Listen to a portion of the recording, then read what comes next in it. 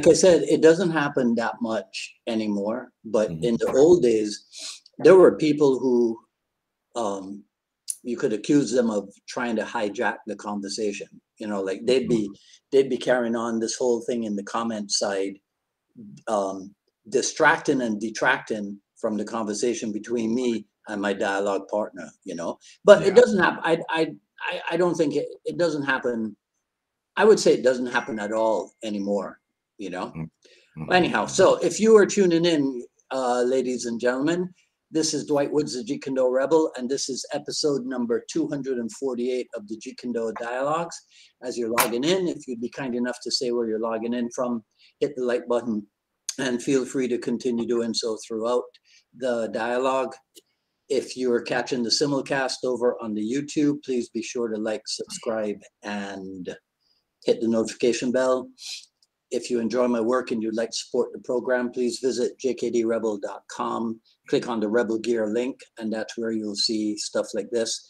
The UMAA, this is one of our official t-shirts for Miami Jeet Kune Do, and it's a tribute to Ted Lukai Lukai and an old Inasano design. So it's what we call the Kali JKD t-shirt. So you can get that at jkdrebel.com. Click on the Rebel Gear link. Also available as hoodie, sweatshirt, long sleeve, short sleeve, all that good stuff. But of course, the best thing you can do is to share this video and spread the word about the Jeet Kune Do Dialogues. Okay, enough talk from me. My dialogue partner today is a guy who, in my opinion, should be much better known in the JKD world.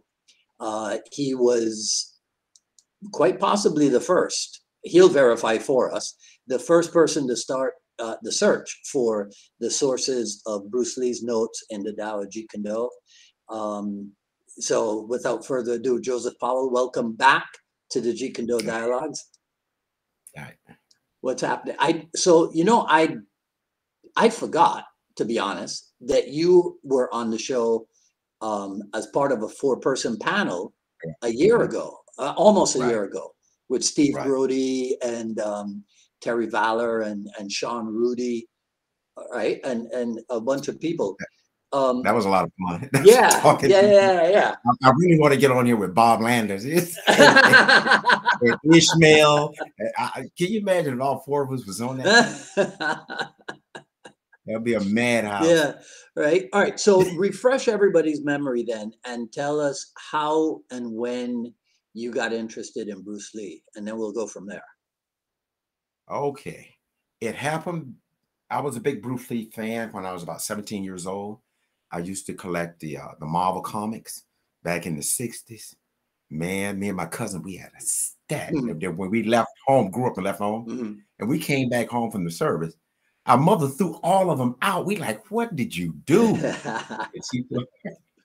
But anyway, it's about 17 years old. And when I went to the magazine shop to get Marvel comic, there was that picture of Bruce Lee, iconic. For some reason, it caught my attention. Okay. And I picked that up when I was 17. From that point on, I never brought another Marvel comic since Black Belt magazine. Really? Oh my God. And then I first saw him. One of the guys was talking about it in school, Tony. We call him Tony the Tiger. And he was taking karate. He became a black belt. And he told us about Bruce in 1973. Okay. When he was in high school. He came to school one day and said Bruce Lee died. We like, who in the heck is Bruce Lee? Kato. Oh, Kato died. And that's when I got interested to find out who this guy was. Plus with the magazine. Right. Okay. You said Tony was a black belt. You guys were training in karate at the time? Well, he was. We was. Oh, okay. We was kind of sitting, kind of admiring him, you know. Oh, but he was good. So when did you get started actual physical training then?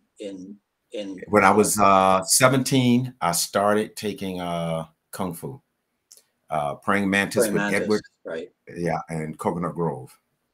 And we held the school for about 6 months. In which Coconut Grove? My Coconut Grove? Yeah. Wait. Yeah. This is where wait, you grew up in Miami? Yeah. South Miami. I grew up across the street from the University of Miami. When I was a kid, we used to walk across the street to watch them practice on the practice field. That's my hood. You. I know.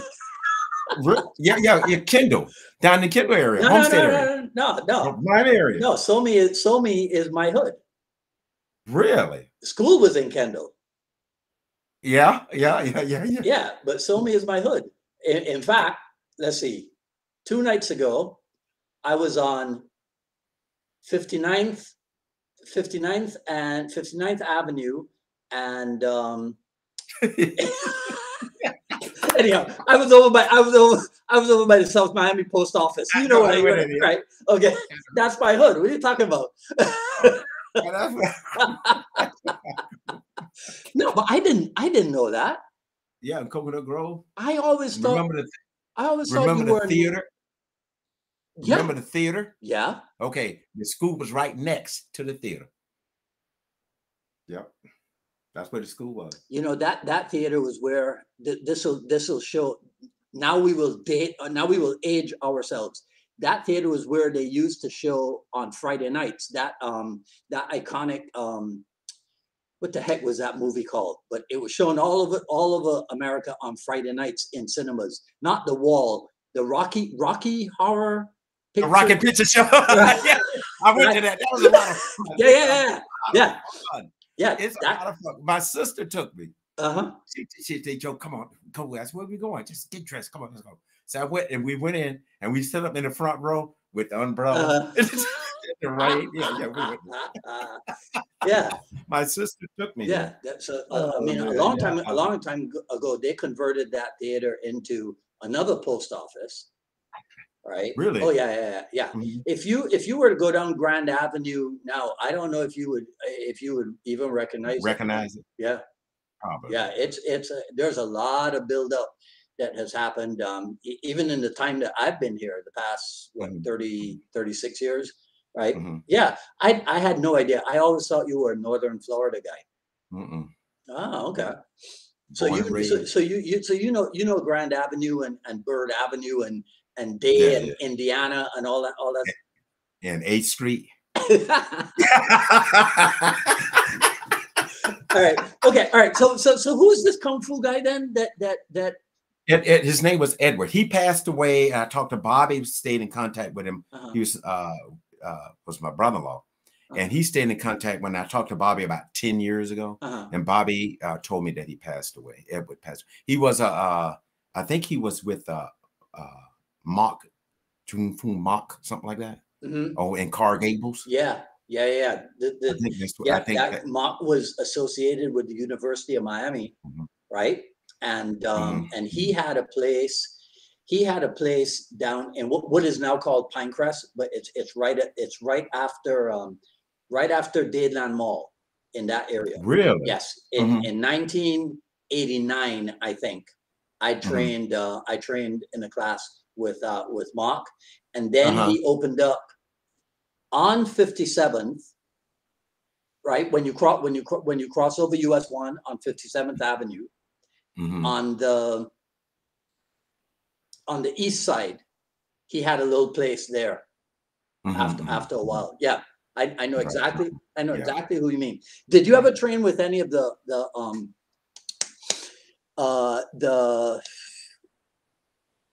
Walloon people too down here? Shelly, I forget her last name, but Chan Poi from Orlando, he had some representatives down here too in Walloon Kung Fu. Did you know those? Was Walloon on 8th Street? I don't remember where it was. There was a guy I trained by a friend of mine in high school when I was 18, and I found out that he took Kung Fu, Shaolin on 8th Street. It might have been Walloon. Okay. The fighter fought. They had a fighter from that school fought Superfoot Bill Wallace. Bill Wallace might know who he is. My sister worked in the post office with that fighter. Okay. Yeah, and I remember that's where he trained. I found out later that's where he trained at. Yeah. And I went to that fight when he fought in North Campus. Right. Junior college. It was a junior college. Now it's full of college. Yeah. Okay. So I'm jumping around here in your chronology. So, but I mean, because you have coached a number of fighters throughout the years, right? Mm-hmm. So, what was the inspiration to get into coaching and all that stuff? Bruce Lee's. Really? Jeet Kune Do. Yeah, that's what got me interested in it. Plus, I got interested in it when we lost the school. I had nothing else, no place to go other than karate school. But when I got the dial, I started thumbing through it. I started recognizing some of that boxing. I'm like, man, this is boxing. You know what? Maybe I need to go to a boxing school. So I went down in Coconut Grove to the boxing. What was that boxing gym down there? To the PAL on Grand. That came years later. There was one before that near the boat where they held the boats. Where they put the boats at? Oh, Coco Walk down that way. Yeah. Down on Bayshore. Down on Bayshore. Yeah, Bayshore. What the hell was it? I want to say Loomis, but that's not Loomis Park. Loomis Park is on South Beach. Not. We used to call it Hippie Park. Well, I mean, but that makes sense. It was Coconut Grove, right? It was. We're talking about the late '60s. Yeah. That was that. Yeah, I could see why they would call that. Hippie Park. Man, what the hell? Yeah. What was the name of that gym? Wasn't it? It's not Loomis, right? It's not Loomis. No. You know what? Let me see if I can. What was the name? I know they closed down. Then I had to go to Tropical Park with Dave. You know, and that's when I met Jose Ribalto and those guys. You know that. But they used to train there. I believe they used to train there at there in Coconut Grove too for a while. They left and they went with Dave. Probably. Listen, you know that there's still a boxing gym at Tropical Park. You know. Yeah. That's where I used to train at with Dave. Okay. Yeah. Yeah. It's still there. Yeah. It's still there. Let me see if I can find. And Jose Ribalto, when he was 18, before he fought Ty, he was 18. And man, Spotty boy, he used to smoke me right there. He was 18. And he used to smoke my butt, man. 18 years. And I was like 20. And he manhandled me like nothing flat. Do you remember? Okay. I'm trying. See, of course, if you do a Google search for boxing gyms in Coconut Grove, all they're going to talk about is what's going on today. Yeah. Okay, I got it. Virik. Yeah, Virik Gym. That's it. That's it. Virik Gym. Yes, I see. I knew it had a double consonant, but it's not Loomis. It's Virik Gym. Yeah. I remember. Oh man. Virik Gym. Yeah. I remember that before, because I moved to Miami in '86, but I started visiting on a regular basis in like 1980. So I remember Virik Gym. Yeah. Did you guys ever cross over to 5th Street on the beach? Like even no, in the I didn't go there. No. Okay. I knew some guys that did go over there. Yeah. From Miami, they would take the bus and go over there. Yeah. I never went. Oh, I just recently went to 5th Street Gym down that way. I don't go down that way very much. Maybe about 3 years ago. And I was surprised to have Jeet Kune Do in there teaching. I'm like, wow. Yeah. That's my boy Anthony Fontana. Anthony moved from Brooklyn down to Miami. He's under Ron Balicki. So Ron was here. Was it 3 years ago? Maybe even a little bit longer than that. It was before COVID. So yeah, Ron was here, and Anthony is his boy at 5th Street. Oh, good. That's who that is. Because about 3 years ago, I went by there, but I texted on the internet. I was surprised they had one. I was shocked. Yeah. Well, in fact, I don't know too much if it's still, but there are actually 2 5th Street gyms on South Beach. Right. There's one which is more original than the other. Right. But there's like vestiges of the original 5th Street or whatever. Right. Okay. So Praying Mantis, and then from Praying Mantis you went into boxing. and you're looking in the Tao of Jeet Kune Do and recognizing, or no, you started looking in the Tao and recognizing how much boxing was in there. So you went to a boxing gym. Right. Okay. And then what? What's the next? And then, okay, then I continued to train there.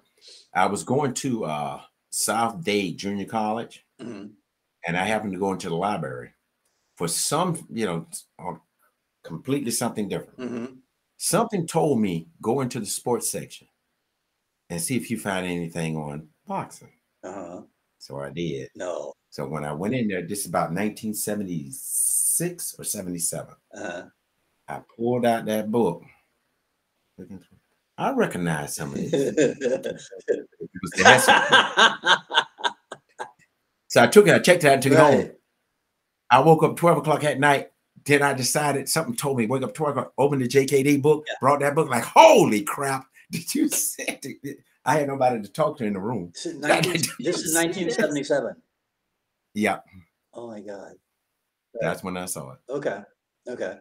So now you realize that Bruce Lee's notes are taken from at least Haislet's book, right? Yes.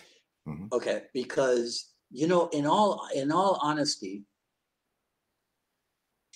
I imagine that I had to have been aware of that, but you refreshed my memory on it when we met. Now I don't remember when it was that you came by the warehouse, but I mean, it has to be sometime between 87 and 92. But you were the person who put that on my mind. But I really, to be honest with you, Joe, I think even at that time, I was thinking that most of it, that the boxing stuff was from Haislet's book, and that was it. Right, everything else was Bruce Lee stuff. You know what I mean? I didn't really put much. I didn't know either. I didn't know. But I remember coming to your school. I was on leave. At the time I was 3 weeks leave or something like that. Okay. And I wanted to train and work out. So I traced you down. So I drove up this and trained out this. Yeah. Hey, I had to train somewhere. Nice. All right. So so now you're in your room and you recognize that the Tao contains stuff from Haislet's book. Okay. What else happens? My brain clicked in and said, I wonder if this much of it came, how much else could have came from out of here? Right. And that's what started my journey for the last 40 years. And I came and I finally found the last one.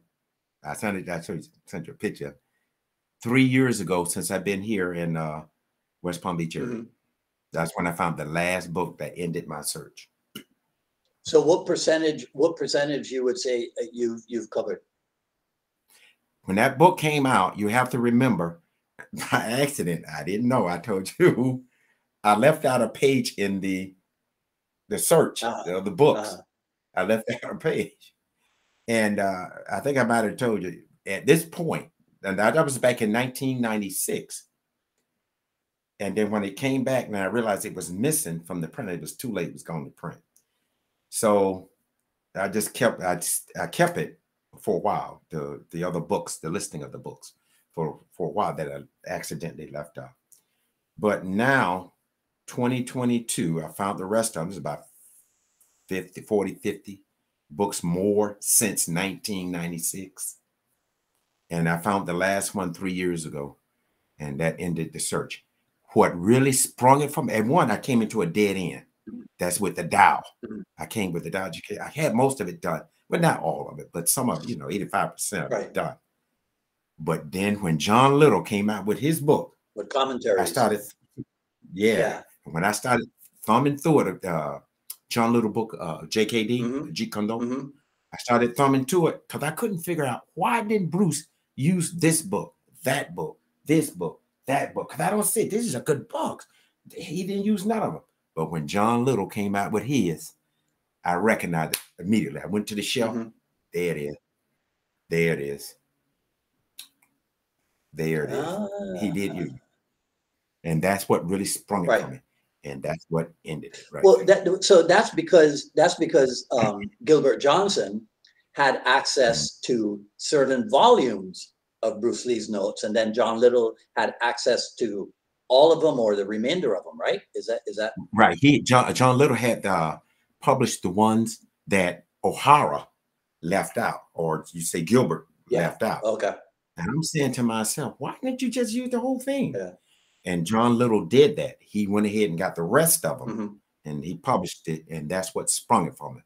And it was like a cakewalk, and I recognized.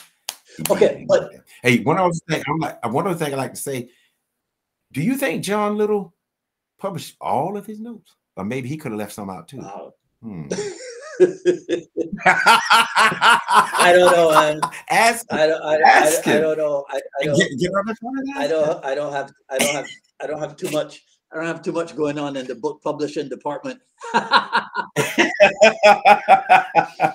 You're doing fine. You're doing good. Right. Okay. So, all right. But now clear this up for me. So, in this book, right? Yeah. So there's a large percentage in this book that's taken from other books as well. I won't say a large percentage, but yeah, I can. If you open it up, I can identify it. Okay. I told one boxing coach that, he wanted to turn the gym. I said, yo, look, man, my brain is fried. Go ahead. All right. Page 236. The reverse upward bolo factors that all martial artists should know. Let me see it. Let me see it. I don't know if the light is good enough or not. Okay, those drawings was his trace. He traced that down. Okay. Those are his drawings, and I think that was from some movie or another that he did. That was his original drawing. Those drawings are in a section on the finger jab. Okay. Yeah. Anyhow, right. But yeah, so okay. But all right. This is you know what? Okay, go ahead. This is the thing that I have to ask you though. Because so this is not a source book for this is not a book on the sources of the notes of Bruce Lee's notes in the Tao of Jeet Kune Do. This is an instructional book. It's a textbook, right? How to do it. He gives you the theory. Yeah. I finished it out how to do it. Okay, right. But now you do have your bibliography section, but that's what I consider really interesting. I don't know anybody else who has written a book on Jeet Kune Do instructional based on the Tao. You get what I'm saying? Right? Yeah, it's more so. James Bishop famously has done the here are the origin sources, right? And you and I kind of helped him with some of that, right? With the right with the I think it's the hand-to-hand combat part, right? That was one of them. There was that and the Penjak Silat one. I know for sure. And right? the Taekwondo.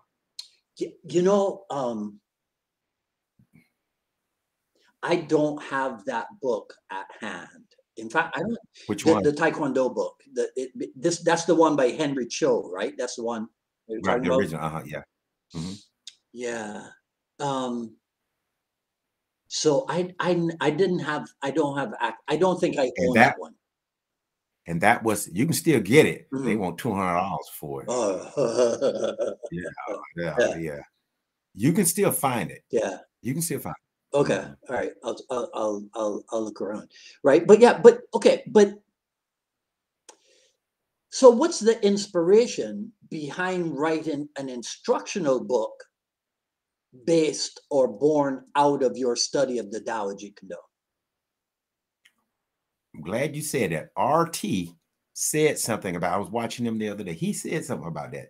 He said and we know who RT is. You gave him that name, so it's gonna stick. Please don't get. Please, don't get me in trouble, right? Okay. He said that it's not an instruction. When he first got the doubt, just like me, I was the same way. RT said the same thing. When I got the doubt, he's kind of a little bit disappointed because he can't understand it. What is it? How do you do it? It's concept. What do you do? How do you do it? We see him doing it, but what is he doing? That's what started my launch. I'm saying is this. He has to bring it to, I always said this. He has to bring it to life. Let's see it. Then I can tell you what it is and how he's training. I got to see it. How do you bring it to life? Okay, that's karate. Okay, oh, that's judo. Right. Okay, that's jujitsu. Oh, that's boxing. Oh, that's great. You know, I have to see it. They have to bring it to life. When they bring it to life, then it solidifies and you can spot what it is. But they have to bring it to life. Okay, that's interesting because Cesar Polyakov, who writes on Facebook using his wife's account, so it comes out as Patricia Kamisato, but it's actually Cesar Polyakov. He said something about that the other day. He says that people always talk about how, you know, Jeet Kune Do is simple, direct, and non-classical, or simple, direct, and effective, and the art of Jeet Kune Do is simply to simplify, but nobody is able to give a simple description of it. And how do you recognize Jeet Kune Do if you see it? So how do you recognize Jeet Kune Do if you see it? I can't. Well, I can recognize because everybody's stylized now. But Ted Wong, he said something of that nature when he said that Bruce, when he trained, he did not philosophize. I kind of see him as a little street fighter guy on the street. I literally see him doing it. And he said that when he trained, he didn't philosophize. He kicked, he punched that bag. He did what he had to do. He brought it to life. Now you can see what he's doing. Right. Oh, that's boxing. Yeah. Oh, that's about. Oh, that's talking about. Oh, he's mixing it. He's bringing it to life. And Ted Wong said that when he trained, he trained. He didn't philosophize. Right. Philosophy in action. Yes. Exactly. Right. That's right. Yeah. He just went to work, went to town, Jack. Yeah. All right. Okay. So now you're let's go back to research and what have you. So who are some of the people that you come across when you start doing the research? Oh, because okay. I said that you're not well enough known in the JKD world. You interviewed Edwin Haislet. Yeah. I got a letter. Once? I got a letter. Yeah, I got a I talked to him several times. I got a letter somewhere stuck in the library in one of those books, but I got a letter. You're such a punk. I can't believe that. Well, I sent you some pictures of my background. Yeah. I've been doing my homework, and a lot of people don't know that. Yeah. I just been doing my homework. I just been quietly going about my business. All right. Okay. So tell us about some of the people that you came across them when you started your research on it. Okay. Haislet. I interviewed him several times. I spoke to him several times. I spoke to Angelo Dundee about that, and I can tell you a story about the focus mitts. What he told me. Oh, he told me that Angelo Dundee. Okay, when I was out there, okay, let's go back when I was like 17, 18 years old when I taken boxing lesson with Dave Tropical Park. He told me something that stuck with me for 20 years. He told me when I was in the ring with him, hitting the mitts, he said, "Let me ask you a question." I was about 18. He said, "Let me ask you a question. Why is it you can look like a world beater on these mitts, but then when you get in the ring and spar with these guys, you can't use none of it?" I don't know. That haunted me for 20 years until I had to find out. Angelo Dundee. Okay, I was stationed in Myrtle Beach. I called, what sprung it? I was watching Money Mayweather, the way he hit the mitts. Ask me about that in a second. I tell you, Roger cleared it for me. I said, "I thought so." He said, "Yeah." So he was hitting the mitts. I said, like, damn, how in the heck? This is 20 years later. How in the heck he hit those mitts like that and make it work in the ring And I couldn't do that with 18, 19, 20. I couldn't even do it. What the hell? So I got on, I seen the way Money Mayweather, Roger was using the mitts with Money Mayweather. Mm-hmm. I said, wait, that's no good. Ricky Hatton saying, no, you need to kill it. You know? They said, no. So I'm confused. I called up Angelo Dundee and I asked him, what's the proper way to hit that mitt? Hit those mitts, because I'm confused. I can't make it work in the ring. He told me there is no proper way to hit the mitts. Every fighter would gravitate to what he likes, build upon that. He said, let me tell you a story. Ali hit the mitts for about a month, 2 months, and he quit. I said, why he quit hitting the mitts? He said, because he said Ali felt as though the angles was wrong. Really? You might want to get this. Okay. Yo, you got it. What the heck you talking Angelo Dundee, Ali felt as though the angles was wrong. That's why he quit using them. That's why he quit using them. Concerning Mayweather, the way he hits those mitts. Yeah. Okay. I had a theory behind that. So when I got in Vegas, I talked to Kenny Adams. Kenny Adams coached the Olympic team with Sugar Ray Leonard. Those guys. Mm-hmm. That's who he was. He was the coach of the Olympic team with Sugar Ray Leonard, Spinks, and all those guys. Yeah, he was the head coach. Okay. He got me in to see and talk to the Mayweathers. And I was talking to Roger, and he was in the ring with a guy. And I was asking questions, but he was talking. And I said, is that true, about the Ricky Hatton, say you got to kill a bad? He said, no, you ain't got to do all that. He said, what it is I said, I have a theory. Is it true or not? He said, okay, what you got? When you was a kid, remember you scrape your hand and you see that white layer underneath your skin? I ain't never had that deep a scrape. Okay, it's not that deep. They take off this where everybody has it. You scrape it out. Everybody has it. You see a white thin layer. That white thin layer of skin is your fast twitch muscles. Okay, that's what. You don't have to. Roger said you got to do that. That's what I said. Was my theory right? He said, yeah, it builds your fast twitch muscles. He said that's what it does. You get it done. Can everybody develop that? Like a naturally big guy can develop that too. Yeah.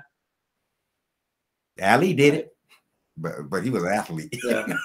But Ali did. He was fast. He moved like a middleweight. To prepare to get myself in the mindset for you, I watched Ali versus Terrell today. That was the fight. I mean, he was mad, boy. Yeah, he was. He was mad. Yeah, yeah. My friend G. Anthony sent me a still shot, right, of Ali's right hand hitting Terrell, and it's like a perfect right hand. So I was like, I was like, you know what? Let me watch this fight and get in the Joe Powell frame of mind. You know what? I also need to watch. G. Anthony was talking about Tommy Hearn, the Motor City Cobra.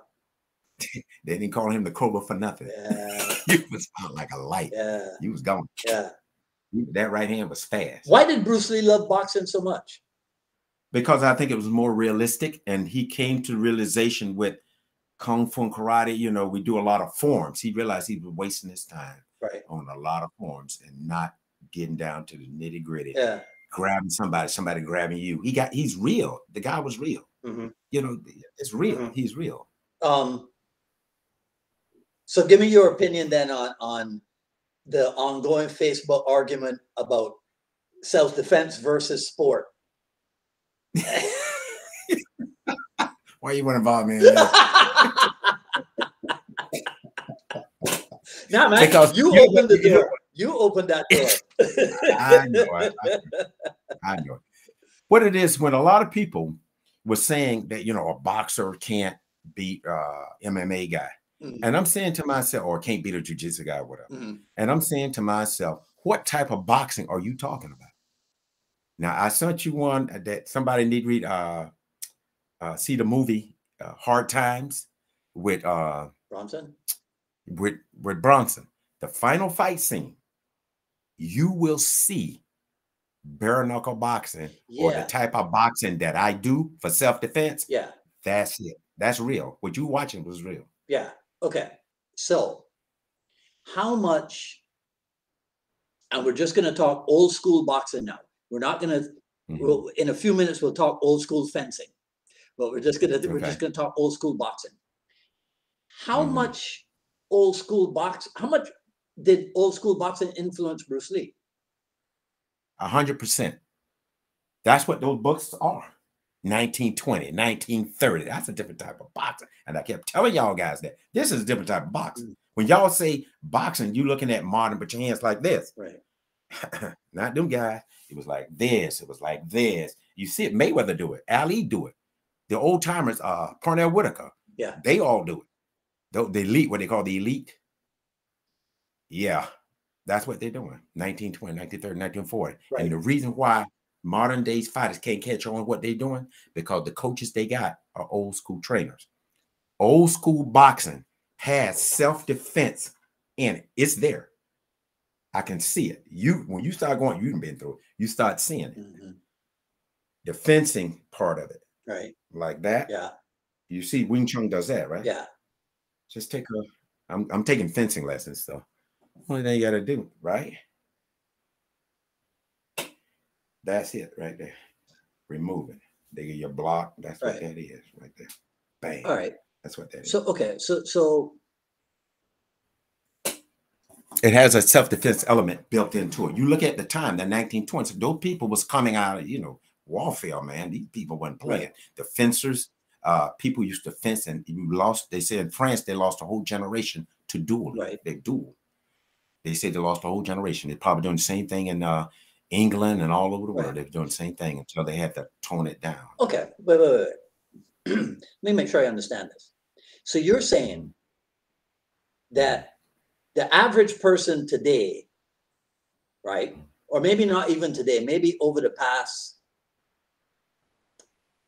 40 years, right? So since the 1980s, when they talk about Bruce Lee and the influence, right?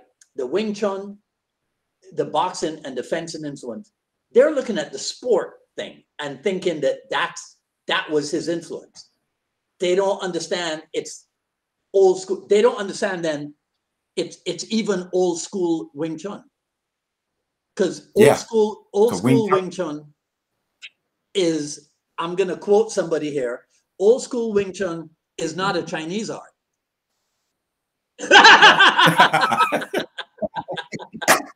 Keep going. Keep going.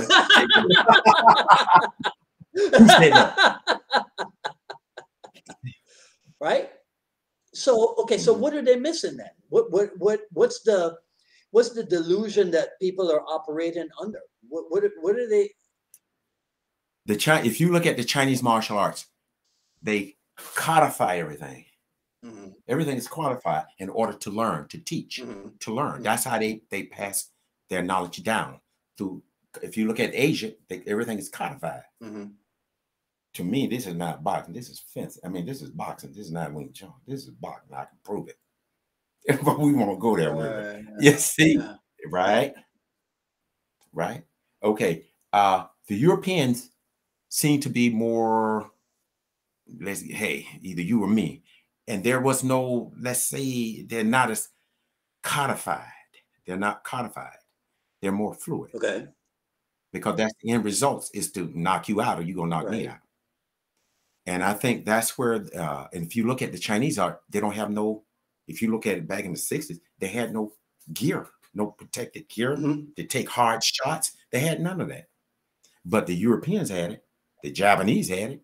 But the Europeans didn't, but the Chinese never had it. So then when they got hit, bang, they wasn't used to getting hit. They're so used to doing katas.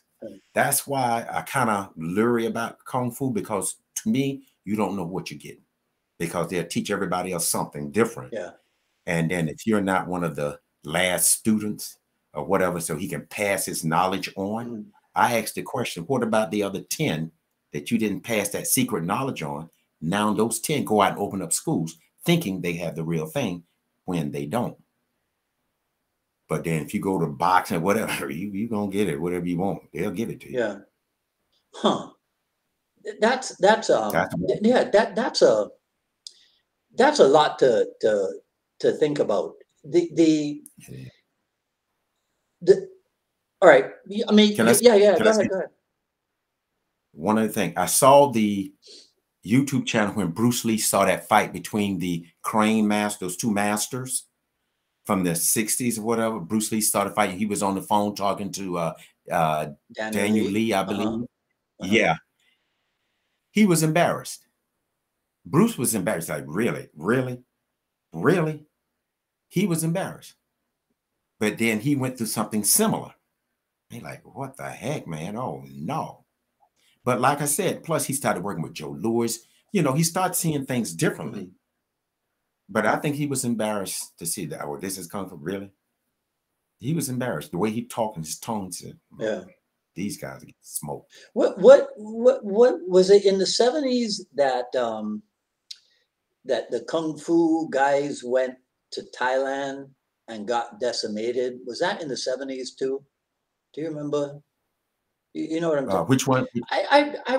This was. Oh, you mean from Japan?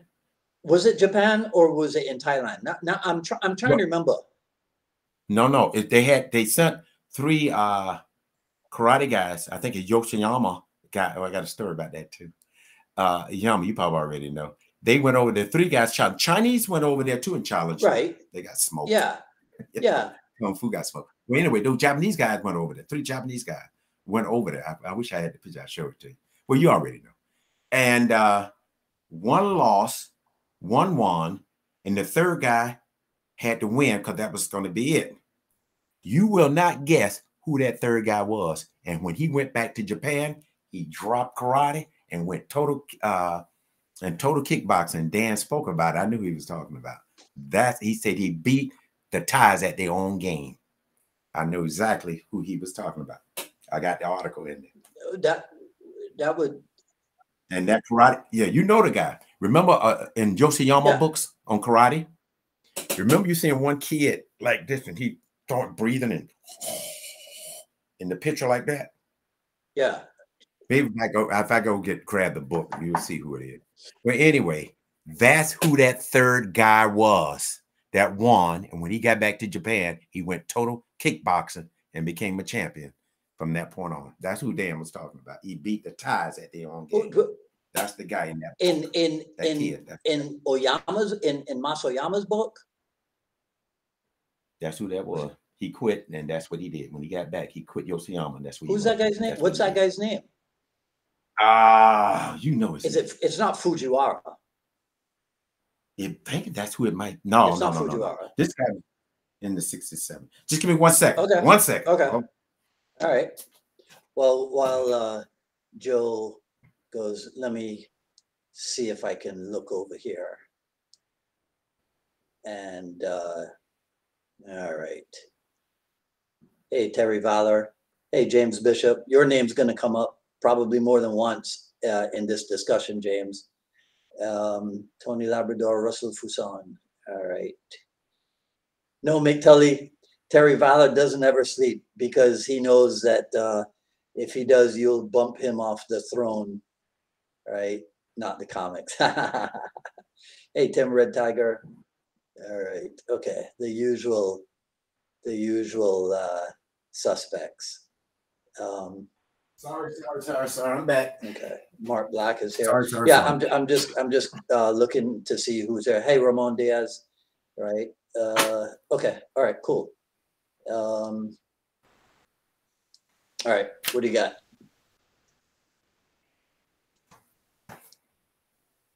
Gives me. See that? Which book is that? Oh, that's that. Okay. Hold on. Okay, that's the guy. Hold on 1 second. He's in all of them. Man, I feel like I'm getting a martial arts history lesson here.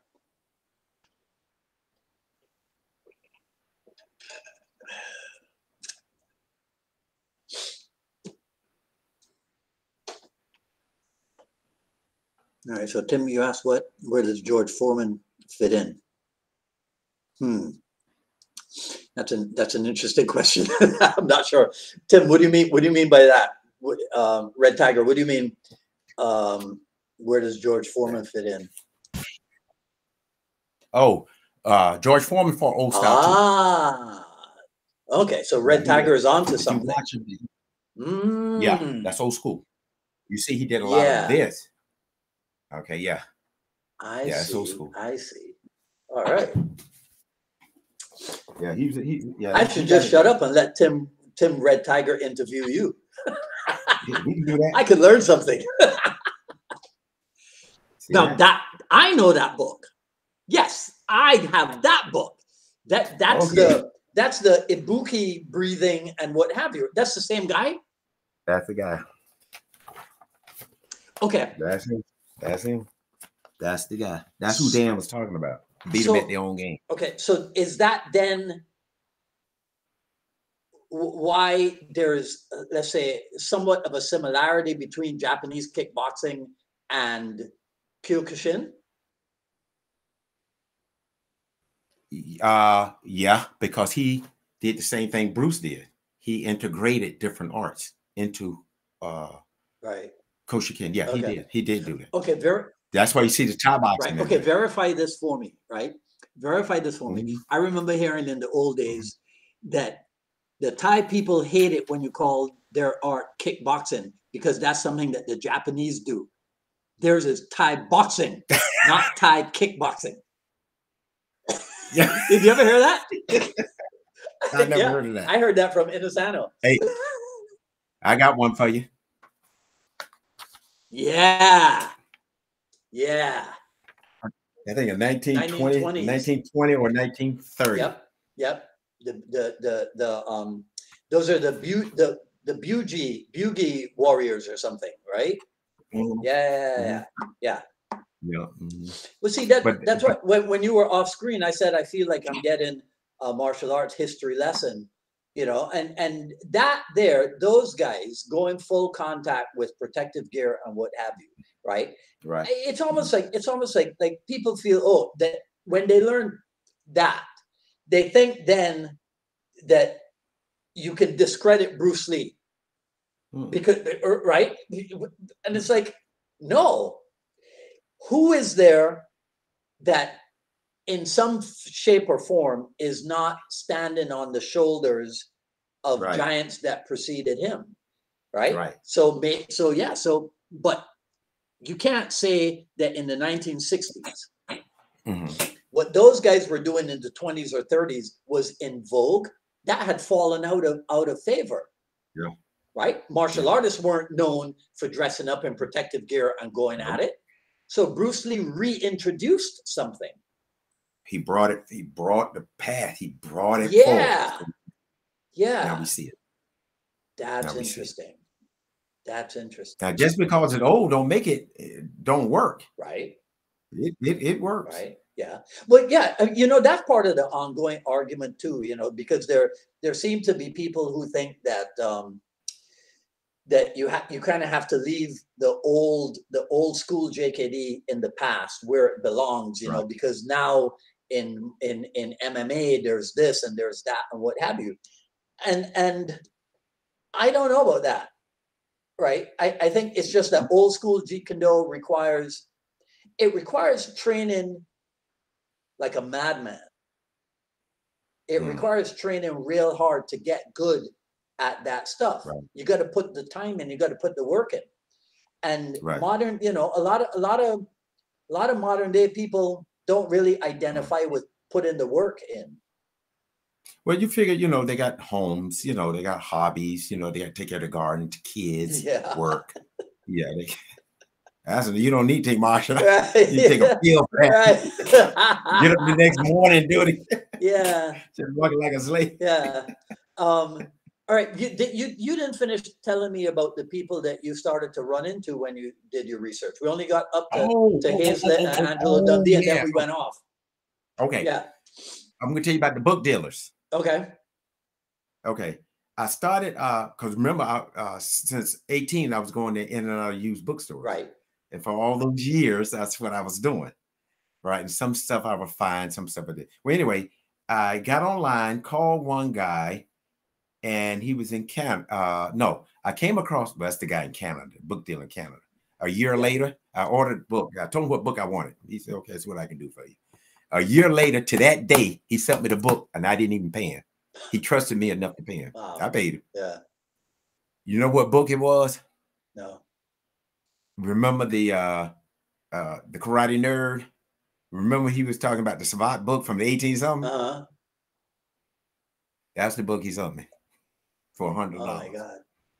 Wow. That was the book. Well, anyway, the other book dealer I found in a boxing magazine, you could order used books. Mm-hmm. And it's from Mickens. Yeah, Peter Mickens. You know who Mickens. Yeah. Yeah, I didn't know who he was. So I called him up, told him what I wanted. He said, okay, this and that. They sent me a list, and I said, okay. A month later, he sent me a stack of sure enough, that really blew the lid off of the JKD. Right. From England. Yeah, that's from England. Wow. And so I was talking to Mickens, him and his wife. I was talking to him. So they put me, well, there's another guy down in California that we deal with. He uses a book dealer. You know, they deal with book dealers from all over the world. Mm-hmm. And his name is Goldfatten. I said, really? He said, yeah, he's right there in California. When you go out and check it out. Can you give me his phone number? He gave me his phone number. Called him up. He said, yeah, whenever you come on out, come on out. He said, okay. So when I was on leave and I went out to train at the IMB, I went by to see Goldfatten. He was at home. He had retired. He used to own a bookstore on Burbank. Okay. A used bookstore on Burbank. Okay. What happened? He sold it. The rest of it was huge. He sold it to Notre Dame when Notre Dame was trying to get their library together. That's how he made it. Oh my God. Okay. So I went down. I was talking to him. He asked me a question. He said, why you want all these boxing books? I said, well, I'm a big Bruce Lee fan. I trained at Bruce Lee school. And he said, did you know Bruce Lee was one of my customers? No. That's what he told me. Yeah, really? Yeah. That's what he told me. And I said, do you have a list of some of the books you sold him? I can find it. So he sent me one of the lists that he sold, the books that he sold. Interesting. He said that he kept the books in the back for him in a pile, you know, behind the counter. Yeah. He said he just threw them on the floor and kept a pile because he knew he'd be in. He said when Bruce showed up, he walked out with two or three shopping carts full of books. And he said I asked him how often did he come in? He said he would come in maybe every 2 or 3 months. But he said I knew what he wanted, so I would keep it for him. So that's how he got his books in his library. Sweet. Sweet. Yeah. Hey. Also, okay, yeah. I was going to go off on another tangent and ask you to tell me stories about you in conversation with Richard Bustillo about boxing.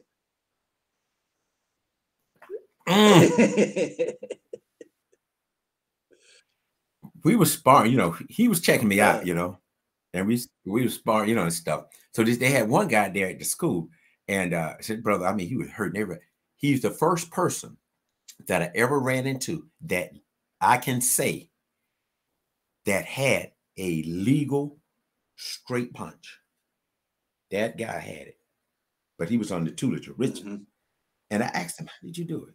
And he told me through that Dempsey book 1,000 times every day. And I said, you know, he built up to it.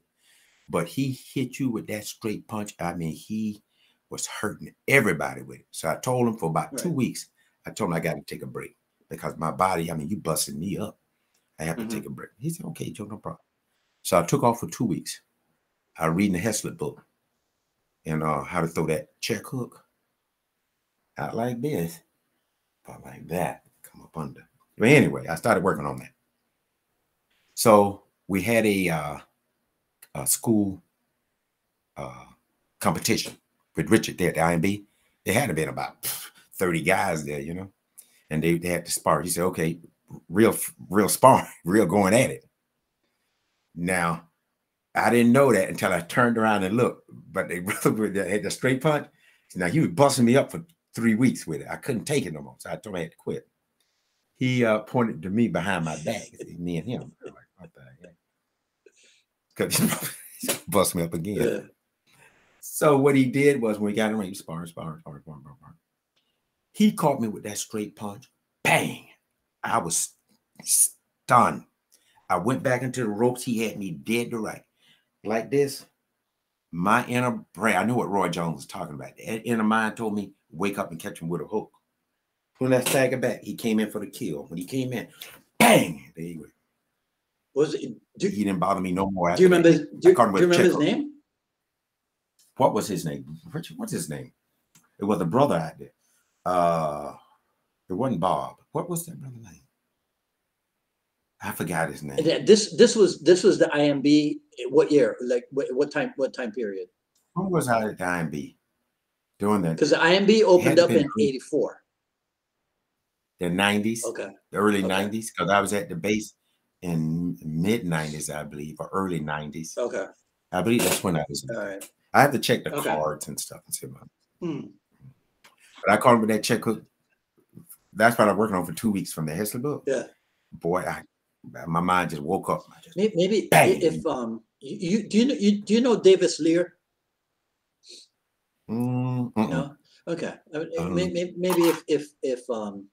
if Dave hears this, he might know who the guy is, because Dave and Cameron Rico were two of the biggest boxers, you know, at the Kali Academy and then at the IMB and what have you. IMB, he might know who it is. Yeah. All right, if he hears this, maybe he can jump in. I wanted to ask you too about, so tell me the story of how you gravitated towards boxe française then.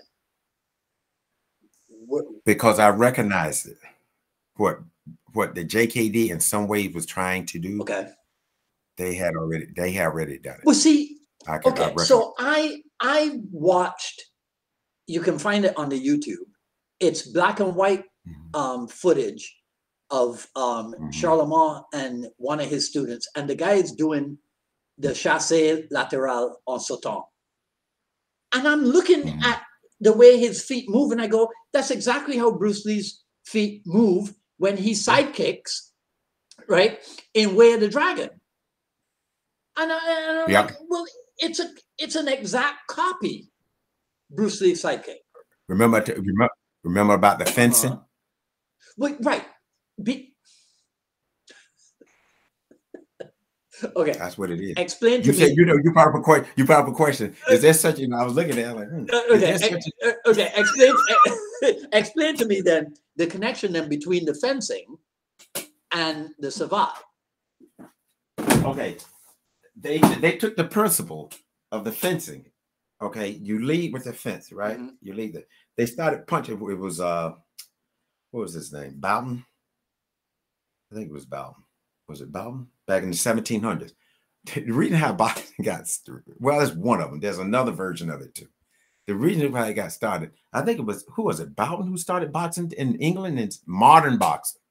Okay. When I say modern boxing, 1700s, I'm talking about self-defense boxing. They wasn't boxing, they were bare knuckle. Right. Well, anyway, he was, from what I read, he knew fencing and he was good at cane and sword. They did carnivals and people would gather around. That's the way they make their money. From what I read, that people wasn't showing up at his booth. He had to do something. So he started fighting against another guy, challenged the locals, bare knuckle fighting. Right. But it came from fencing. Right. He just took the fencing and he hit it. I'm going to tell you a story about that too, which is a true story. The guy told me what happened. Well, anyway, that's how modern boxing, which is self-defense boxing, got started, because it still was fencing based. Right. They didn't have a lot of movement. They developed over a period of time. Right. And the French put their feet in it, but the old school British boxing, Richard Bronson, they had kicking already in there too. Right. But it actually came from boxing, came from fencing. Oh, one thing I want to tell you is this real quick. When I first was stationed in Spain and I joined a boxing club there, this boxing team, they had one on base. And one of the guys told me there was an old man there teaching fencing before the boxers. That was like a year before I got there. He quit by that time. They didn't have many people. But he told me that an hour before the fencers come, I mean, the boxers come in, the fencing guys was there, then they believe. He told me, this old man, this old Spaniard, he used to work on base, but he taught there, told him to stand there. And he did. He said, Joe, this is no joke. He took his fist and he lunged, you know, with a lunge, you know how to lunge? With a lunge. He said that he drove him about 8 feet and till his body hit that wall. He had to go to the hospital because he said his chest ached and bruised for 3 or 4 days. He had to go to the hospital. He said that man lunged. He said, Joe, he hit me with his fist. Come to find out, that guy used to fence on the Spaniard Olympic team. So that thrust, he said that thrust was like a bullet. Yeah. So you know they was old school. Right. Huh. I mean, that's what he told yeah, me. You know, in reading the book and looking at the book and what have you. So I gotta ask you, the artwork in the book is your this is your artwork or is this tracings of other stuff? Well, wait. Those are tracings from the actual books. Some of it is mine, but most of that one, you know I can't say. You know what here, I just realized I opened up accidentally. Yeah, you see that page. Oh my God! Look at that. So now you know. Yeah. Okay. But you have renewed my inquisitiveness about the connection between the Wing Chun, the boxing, and the fencing, because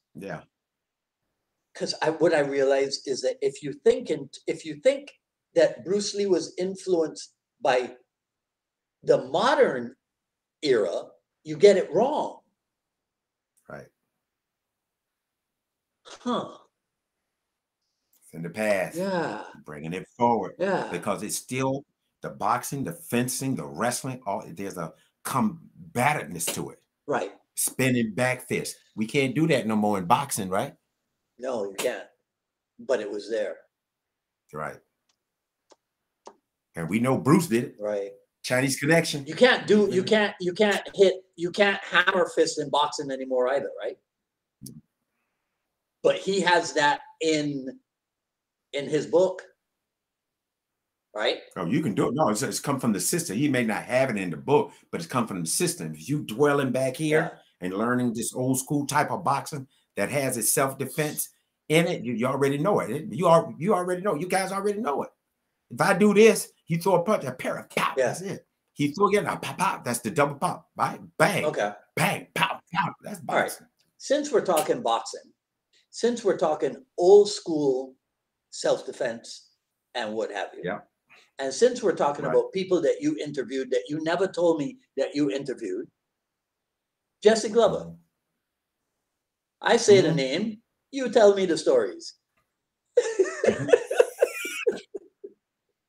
I called Jesse. I talked to him several times. And I was asking him about JKD, this or that. He said, yeah. He said, yeah, you got it. And I can see the fencing in that too. If you ever watch Jesse, when he threw that hand like that, he throws it, bang, bang. He takes that step, like he can't, bang. Remember he does that? Okay, I'm studying classical fencing. That's what that is. Because I can do that. Right. Because I know what I'm looking at. Right. Because a lot of people, we need to start studying a lot of the old stuff. Honestly, that's what we need to do. Because the modern stuff is geared for sport. It's not geared for danger. It's geared that you're spinning back fits, for an example. They took it out of it. The only place we saw it was in PKA. Yeah. But in the spinning elbow, they used to do all that. The old boxers used to do that. If you want to learn about JKD, study the old stuff. Because that's where it's at. Because it's coming up out of a combat. People was combat dueling. It came up out of that. So them guys are using their knowledge. Interesting. It was interesting because nowadays in sport, Anybody that gets hit by the spinning anything, everybody marvels at that, right? But they don't know that that's old school. It's like right, because you and I've been seeing right. It's like the headbutt in Letway. Right? People forget that headbutt is old school. Right.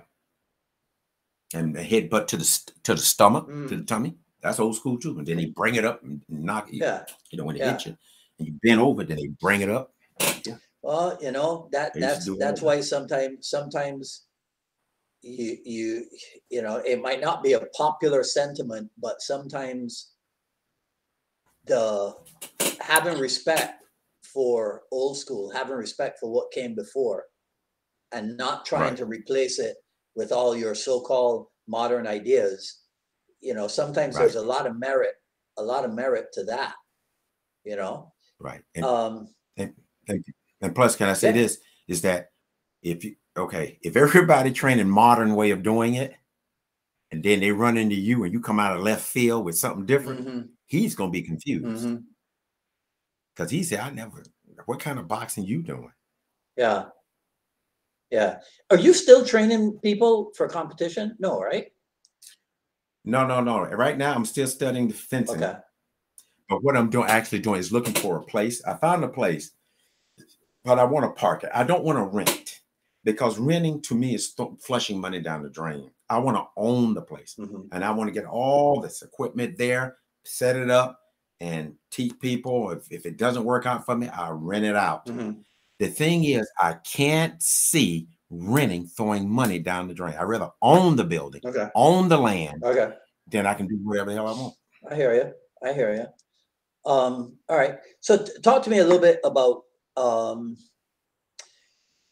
what Filipino martial arts brought to the table for you. Oh man, you talking about old? That is old. You can't get no older. That is old. You can't get no older than that. And you know what? We all, you know what? If you stop and really think about it, you guys need to really stop and think about this. Wing Chun, old school boxing. Well, let's say Wing Chun, boxing, fencing, Filipino martial art. Stop and think about it. It's all old. It's all old. And ain't nothing new about it. We can trace the history all the way back, right? They was doing it way back. We can trace the history. It's old. And when we talk about modern, they took the dangerous moves out. Right. No spinning elbow. Well, some kept it in there like time. But spinning back fist, none of that. You can't do that. They made it safer so we can compete and have fun. Right. Sounds like sport. Yeah. Because if not, we'd be killing each other. Like they might be. But we can still use the old stuff for self-defense. It works. It still works. So what was the impetus for so did you get transferred or shipped out to California or something, and that's how you ended up training with Inusano and them, or no? Already read about him. I went out there, stationed at Bill Air Force Base. That's where I made my first trip, like you, 1980 something. I went out and spent the weekend out there. I slept in my car. I was one of them. Yeah. I slept in my car for the weekend, but that was one hell of a drive from Bill Air Force Base, Yuba City, North California, and I drove down to LA, and I spent the week down there with it. Oh, that's when Dan at that time when I took the lessons, what's his name was there, and I met him, and that's when I learned the chicken step. Who was there?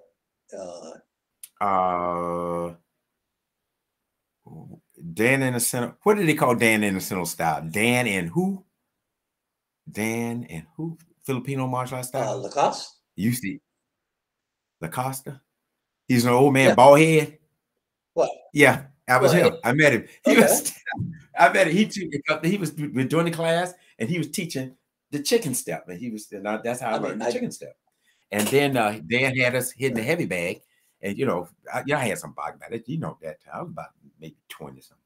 Now, hitting the heavy bag, and he was right next to me. And he was, I said, hey, old man, you better take it easy. Don't kill yourself. Take it easy. Oh, said, no. So, no, that's not Lacoste. That's if if this was the 1980s, it wasn't Lacoste because Lacoste had passed away. So it might have been Bud Thompson. No. It's a Filipino old man. He's bald. It's in the book. It's in Dan's book. He's in Dan. I recognize him. Yeah, a Filipino book. I recognize him. Yeah. Unless I have my dates wrong. I thought Lacoste passed away in 77. I'll have to look it up and make sure.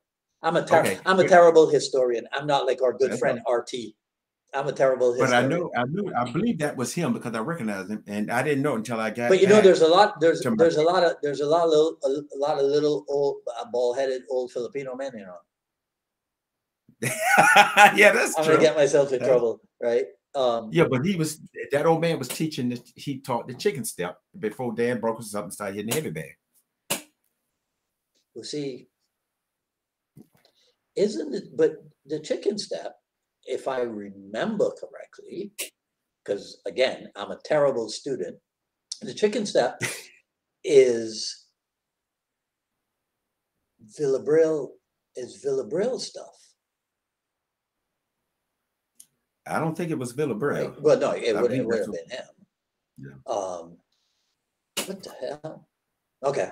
Well, somebody will be embarrassed on my behalf. Mm-hmm. Like Dwight doesn't even know where the chicken step comes from. Yeah, that's because I don't use it. Right. Anyhow.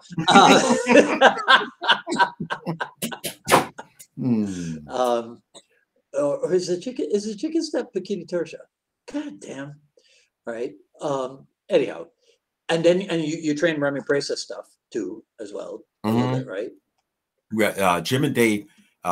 Jim was a cook. I'll tell you a story about what happened. Jim and Dave, they was there a couple of years before I showed up. Jim was from New York. He trained in jiu-jitsu. I think he might have trained with Moses Powell. Okay. And yeah, they was salt and pepper team. Jim was like, but it's like they're brothers. You know what I'm saying? It was like they from and Dave was from San Francisco. Yeah. And it was like they brothers. That's like me and Neil Colliff, man.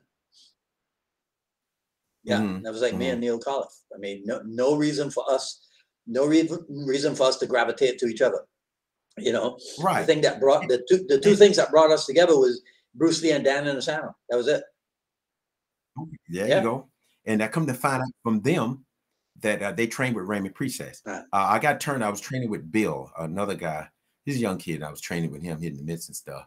And he told me a year before he was there a year before I got there, that about Jim and Dave. So he got me in contact with them.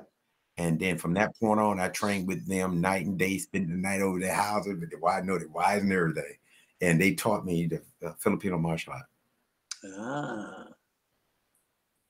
They taught me the Remy Princess system. And then they got me in contact with Bruce Jednick. Right. And I drove down to Sacramento. Yeah. And then I drove back up there again when Remy Princess was there for a seminar. I see. Okay. And that man was a teacher's teacher. He was that good. He was good. Really? I never spent any time with him.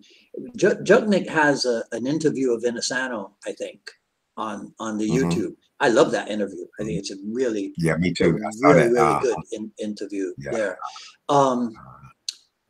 Lukai, you spent time with senior and junior. I called them and interviewed them several times. Oh, okay. And I talked to them about JKD and what I was looking at, what I was doing. And they said that if it was a rattlesnake, you sitting on it, it would have bit you. That's what they told me.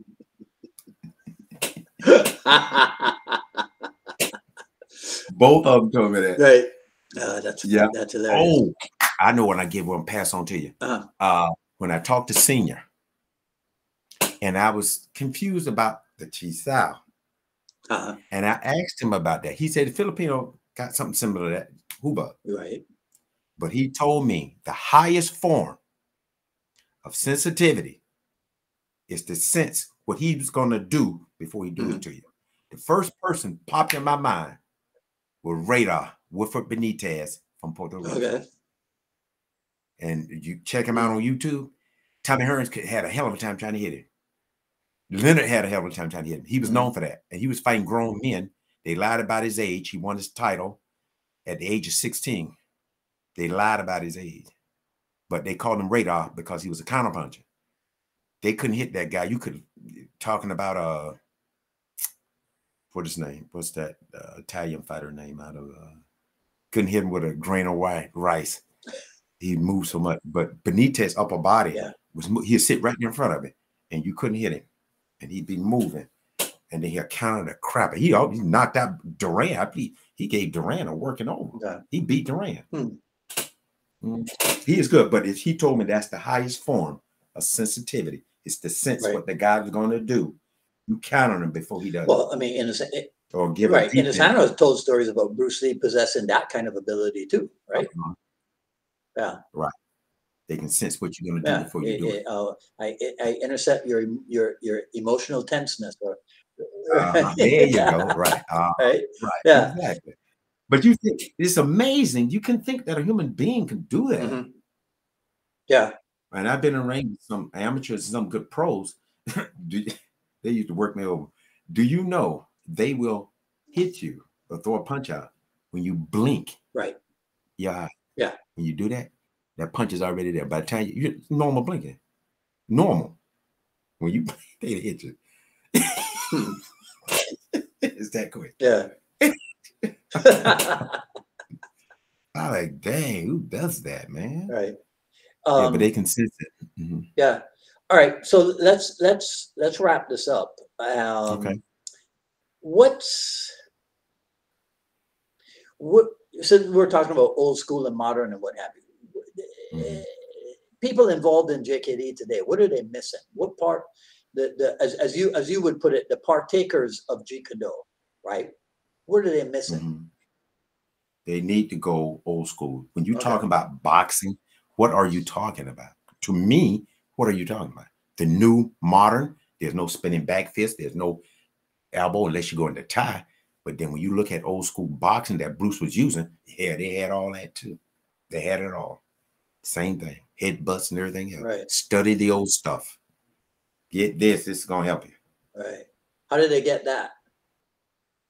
Well, they can. This is what it is. Can you see it? Yeah. 98, shipping including Alfonso Enterprises LLC, box 32986, Palm Beach Gardens, 334. Hold up. Is that 20? 33420? Okay. Yep. All right. Guys, take a snapshot of that and organize that. You are old school. You know, you got to set up a PayPal thing or a Venmo or I forgot about that. I could set up a PayPal. Cash, I got a melody. Yeah, a Cash App or whatever. You know, see, that's like an ad in Black Belt magazine in the 1960s or 70s where you got to write a check, right? 80. Yeah. You got to write a check and send it into it, right? Because I mean, I wasn't thinking. I'm thinking old school, Dwight. Yeah, no. Because, hey, listen, I got in trouble the other day. Dash Manuel put up a thing about how young people today would be confused if they went in search of Jeet Kune Do because they would end up online and there would be a whole mess. And I said, well, if you search for Jeet Kune Do near you and you find a school with a website that has a compelling headline, right, that makes you get in touch with them. And Ed Stahl said, he goes, that's a horrible idea. He goes, nobody, essentially, I think what he was saying is that young people don't do that. Young people go online and then I guess they click around on whatever the search results are. So they end up on Reddit. I don't even know if you know what Reddit is. They end up on Reddit or they end up on Facebook or whatever. So now they get themselves in a forum where you have all the Jeet Kune Do arguments going on. And I'm like, and they're more confused. Yeah. I'm like, God damn, that's terrible. Yeah. If that's what happens today, then man, I don't know if there's any hope. I don't know if there's any hope. Hey, Joe, did you see the news? Oh, wait, we haven't talked about Joseph Snyder. Oh, I just realized that. Okay, Snyder. I know Snyder. He the first one that came out. Whenever he said when the Dow came out, right. But when the actual printing of it, or when I found out about it, I had already found the Haislet book, right? And then I ran across his article a little later, so I never got in contact with him. Okay, but I kept the articles. That article, and I think it was that article in Black Belt, or where did he? Do you remember? I forget. No, I think it wasn't in Black Belt. It was one of the offbeats. Okay. Martial arts. Oh, okay. Okay. And one of them, who was it? Was it him? One of them was in Playboy. Was it Golden? Somebody was in Playboy. I got that out. All right. I don't think it was him. Okay. All right. All right. Let's call it quits there.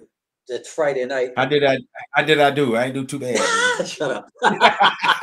You know I go to sleep, Dave. Yeah, no. I didn't do too bad, did it? All right. Well, okay. So let's do this then. Let's see if there are any questions.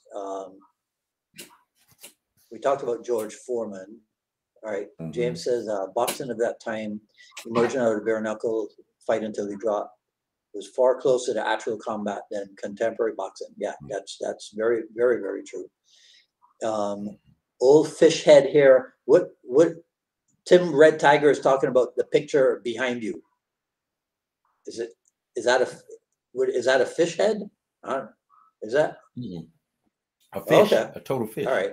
Oh, okay. So Greg Rhodes is asking if the old guy might have been Leo Heron, but Leo Heron wasn't bald headed, and Lucky wasn't bald headed either.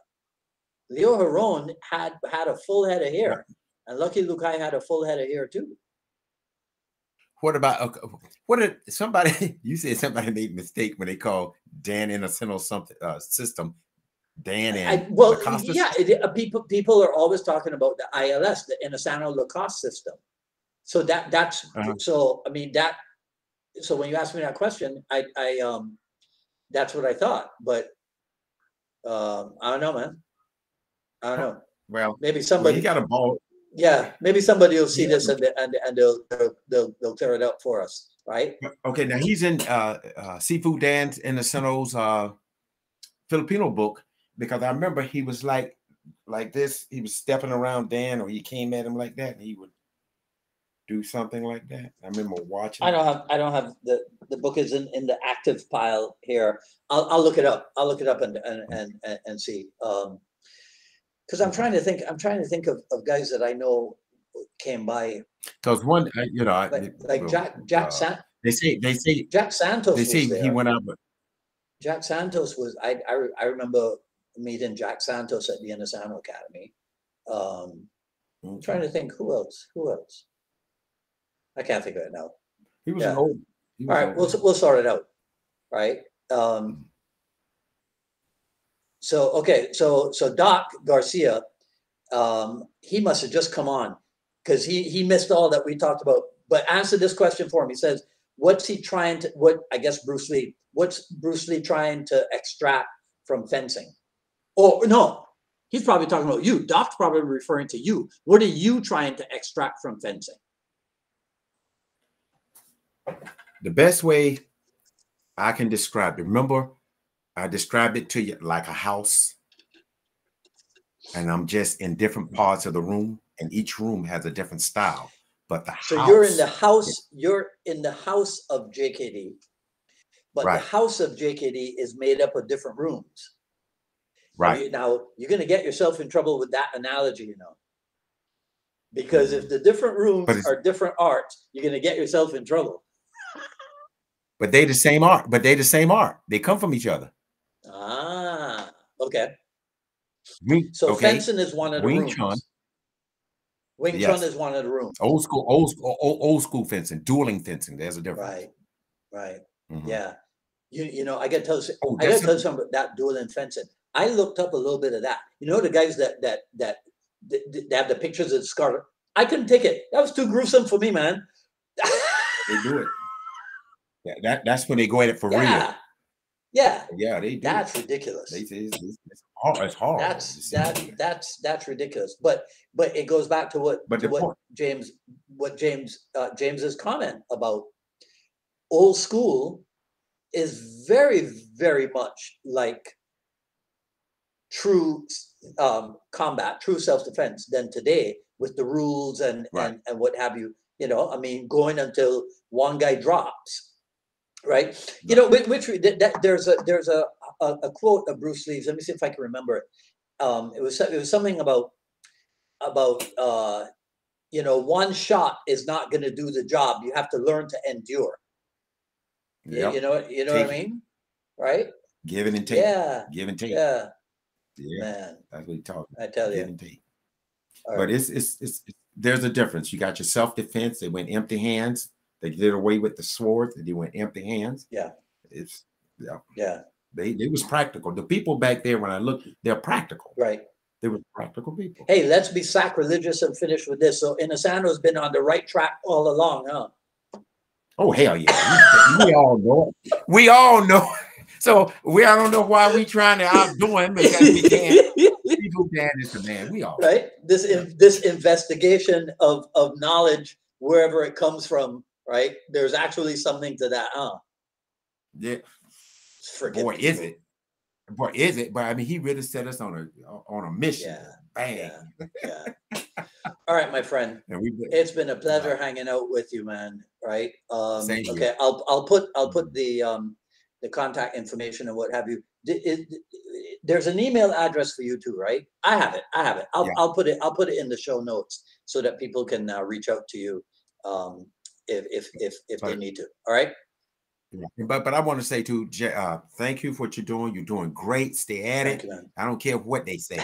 You stay. I don't listen to them. I listen to people like you. Stay at it, Dwight. You're doing good. And I just want everybody to know I'm still working at it. Don't think I ain't. Right. If I ain't thinking about it, I'm physically doing something or taking a class in. I hear you. Trust me. I'm trying to buy a place big enough so I can park it. You know what I'm saying? I'm tired of moving. Yeah. I know what you mean. I want my own. I know what you mean. I know what you mean. All right, my friend. You have a great weekend, man. And we'll talk again. All right. Pleasure. Okay, man. All right. Thank you. All right.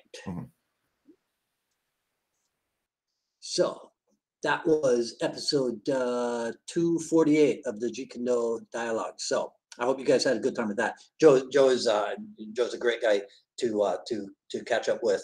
So you know the deal. Like, comment, ask questions. I'll ask Joe. Well, he doesn't.